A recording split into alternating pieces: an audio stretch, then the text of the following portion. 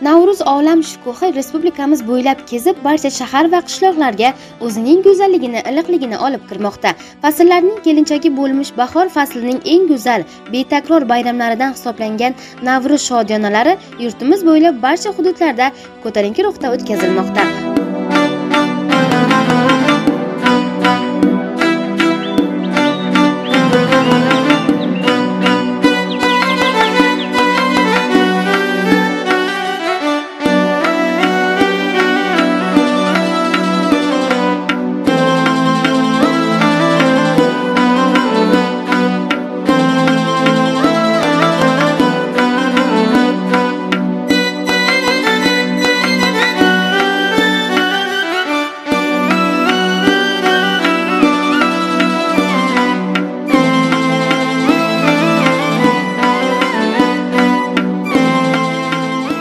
Xususan viloyatimizning Sariyosha tumanidagi 45-sonli umumta'lim maktabida ham ana shunday Navruz tadbirlari o'tkazildi. Qadriyatlaring boqiy bo'lsin Navruz shiori ostida o'tkazilgan tadbirda mahalla faollari, faxriylar, o'quvchilarning ota-onalari, maktabgacha va maktab ta'limi bo'limi xodimlari va mehmonlar qatnashdi.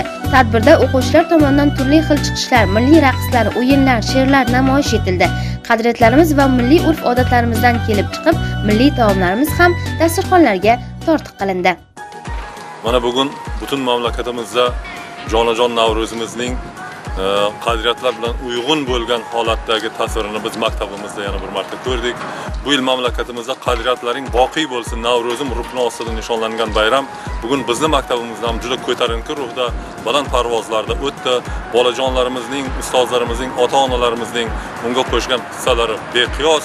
Ushbu ayyom bilan men jamoamiz nomidan, qolaversa Sariyosha tumanidagi 4000 ga yaqin ziyolilar nomidan butun xalqimizni, aholimizni, vatandoshlarimizni mana yangi qadam ranjida etgan Sharqona yangi yil bayrami bilan qutlaymiz.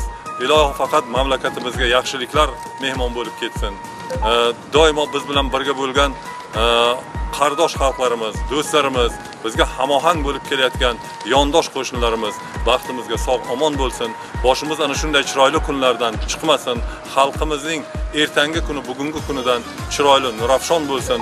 Prezidentimizning olib borayotgan siyosatlariga biz ustozlar, biz ziyolilar yelkama-yelka turib, labbay berib javob berish bilan bundan keyin ham ana shunday chiroyli kunlarni barchamizga nishonlash nasib etsin.